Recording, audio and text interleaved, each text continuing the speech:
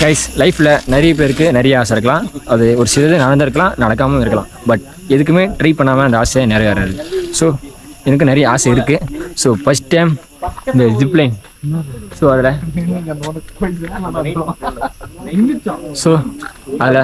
போகணும்னு ஆசை. ஸோ இன்றைக்கி போக போகிறேன். அதை உங்களுக்கு வீடியோ எடுத்து காமிக்க போகிறேன். சரி போகலாமா? வாங்க.